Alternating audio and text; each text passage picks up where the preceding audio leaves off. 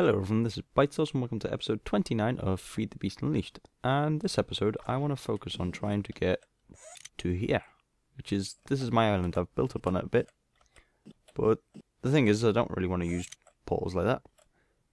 And the base, my current base, is currently off in that direction about, I think about 1,000 blocks. So yeah, I need some way to transport myself here.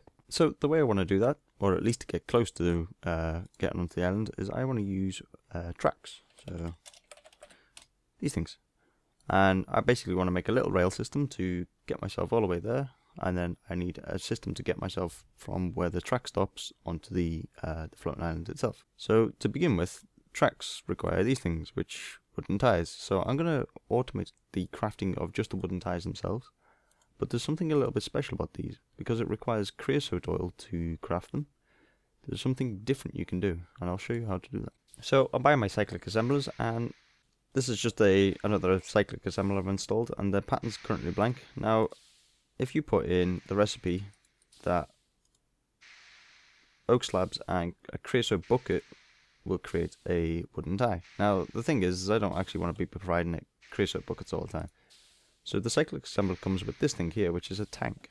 It's an inbuilt tank. Now, if I just run around here, come above here, and dig myself out a couple of bricks, then what I can do is get some waterproof pipe. If I actually put it in my inventory, it would help. And then I've set myself up a ender tank, and then spin this around. It should go down there and start to fill up this tank. Now, the beauty of this is, it will basically, rather than taking and using the bucket, it will just simply use the creosote in the tank. So if I throw these in, it'll quickly create 2 wooden ties. All you need to tell the crafting logistics pipe is to send 3 of these and it will get 1 wooden tie. And that's because, as I said, the creosote was already provided. So that makes this system quite a bit easier actually. So there you go. So now I can create tracks easy. I've started to actually place them down. I'm basically going to start here. I'm going to eventually build myself like a railway station kind of thing, you know, a little tiny building. It's going to have the tracks going here. I'm going to, like, as you can see, place a dual rail most of the way there. So the intent is like one rail to go one way, one rail to go the other way. No particularly exciting reason, just because I can. And the thing is, like, Railcraft adds different types of tracks. So if we type in track fully, as you can see, there's all these different types of tracks. Now you've got standard tracks, which are normally called rails in Minecraft, which it changes them. But you've also got these things, which are reinforced tracks, and these ones, high-speed tracks. Now there's the real one. And the difference between these is reinforced tracks have a slight increase in speed when you're traveling on them, and they also can take quite a lot of damage. So in the case of, say, you wanted to use rail tracks in the Nether, ghasts wouldn't be able to explode them, so they can take an explosion. Whereas I think they provide a 25% boost in speed. Now the high speed tracks provide a large boost to speed, except if you collide with, say, a mob, then it explodes, and if you change direction, it also explodes. So they're kind of useful, but you have to protect your track, and you have to make sure it's a straight line all the way. Otherwise, you'll end up in dead, basically. So yeah, so I'm going to build this track off mainly in this direction. The island's off in that direction, so it's basically a straight line. It's not quite a straight line, but you know, it's good enough.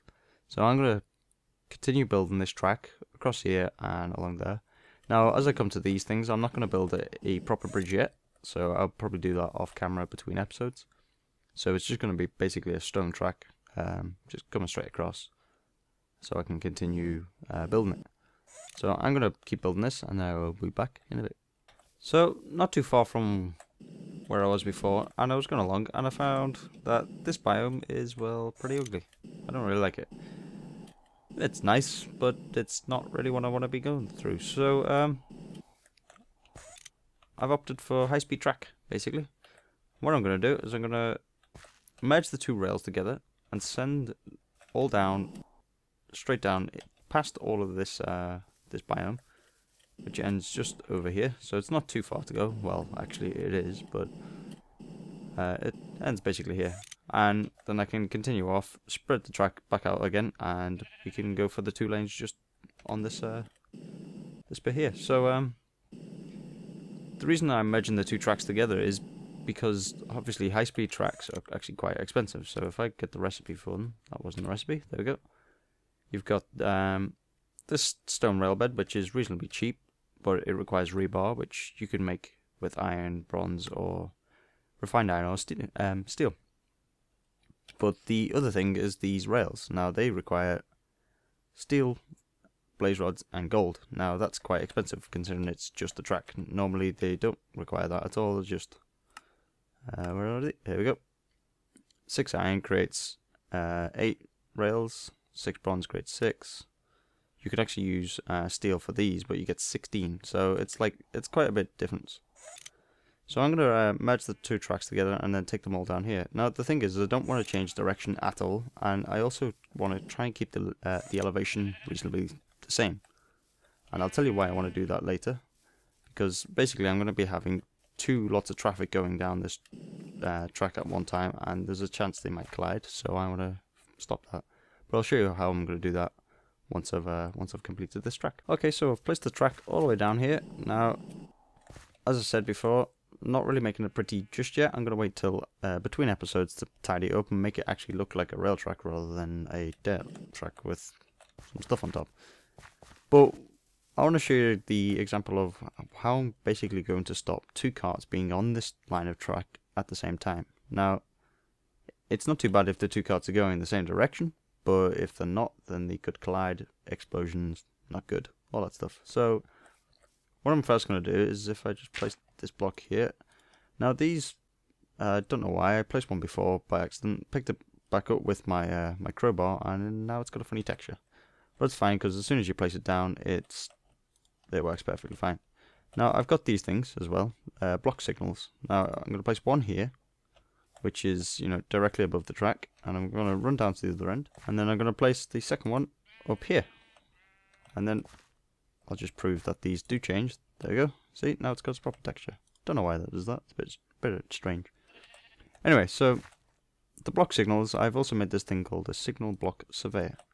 Now what you want to do is you want to click the first block signal, and you'll see it changes to a blinking yellow light, and then run down all the way down to the other end, and then simply right click this one, and as you'll see, the light turns green. Now the reason it does that is because this is linked with that one, and what it's doing is it's checking whether there's a cart on the track. Now I do have a cart with me, and as you'll see, if I place the cart, this linked to this piece of track here, if I place it in front of it, it's perfectly fine.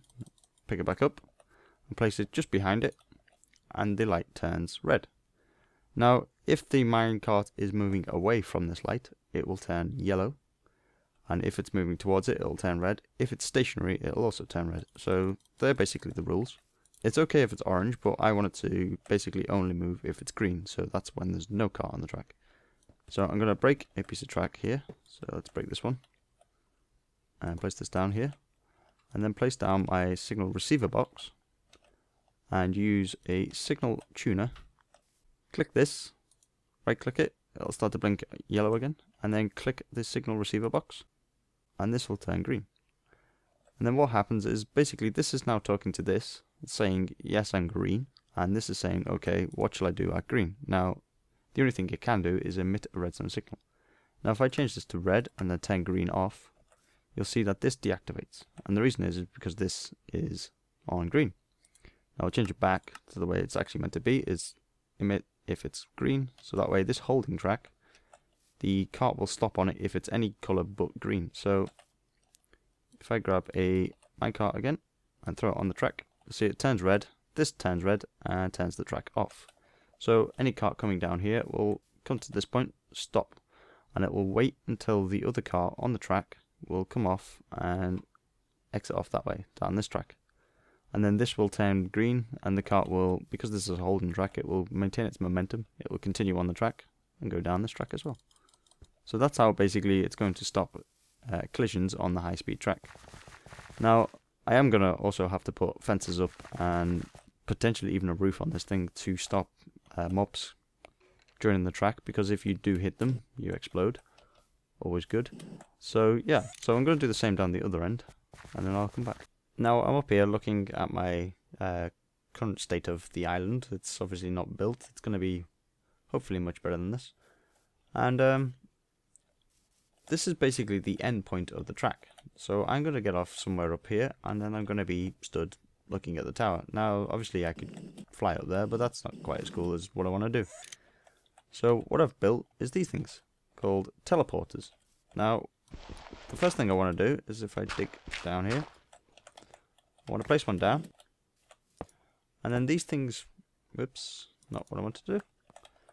These things, all they require is power, a lot of it, and a redstone signal to work, as well as this thing, which is frequency transmitter. Now you tell each of them that the correct frequency, so you link them, and then they should teleport together. So like I said, redstone signal, so I've got myself a shrouded pressure plate, and then I've also got myself an MFSU for each of them.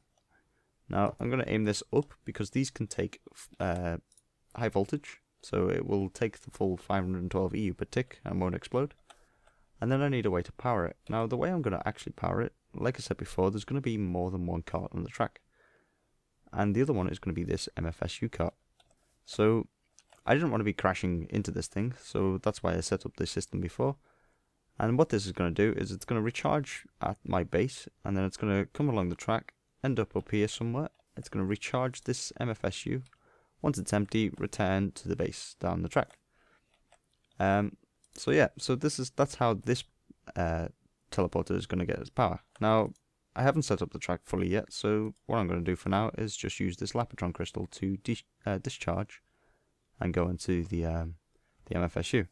Then I'm going to fly up here and place the other teleporter. So if we just grab this one, I'm going to place this right in the middle of this. I might move this eventually, but for now it can be right in the middle. And I've also got finally got that done, and I've also got myself a ultimate hybrid solar. Now the reason I picked this is because it will generate 512 EU per tick. Now currently this is discharging straight into the MFSU. As you can see, this is building up power. And the reason I'm using this is because I do need a lot of power for it to work. It also has its own little internal storage, so that should, you know, keep it going just in case it does I do end up using it quite a lot. And then, like I said, another redstone signal. Now this, I'm going to have to wait for this to charge up a bit before it will work, because it does require a lot of power. But I should be able to link the two together. That's one thing I need to do. So you get your frequency transmitter. Okay, for some reason it's decided to link it without telling me, but what you do is you click this one. As you can see, it says cannot link teleporter to itself. That's because I've already told it that this is the one it needs to link to. So you right click this one, and then you go down to your other one. And I've already checked this one, so this is going to say cannot change, but what it should say is link established. So that means this one is now bound to the one up there. So all you can then do is hit the redstone signal, and you should teleport yourself up. Oop, didn't mean to place that there, but it'll do.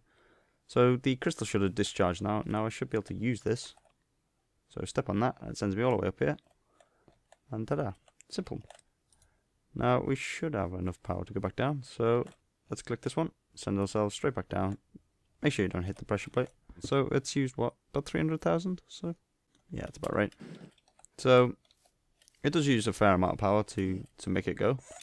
Now it judges it by weight, so if I was to have a more full inventory, it would cost a lot more energy. If I was to have a completely clear inventory, it wouldn't cost that much at all. So that's it for episode 29 of Feed the Beast Unleashed. Now, between episodes, I'm going to continue building upon this. I'm going to complete the rail track, so I'm going to bring it all the way down here and connect this up. What I will wait until next episode to show you is how I'm going to discharge and recharge the MFSU. So I'll wait until next episode to show you that. But everything else should be completed by then. I still won't have completed the island, but I will, you know, I'll have worked on it, so it won't look like this. It'll look less, well, weird. And yeah, so that's it. Thanks for watching. Don't forget to comment, rate, subscribe, and I will see you later.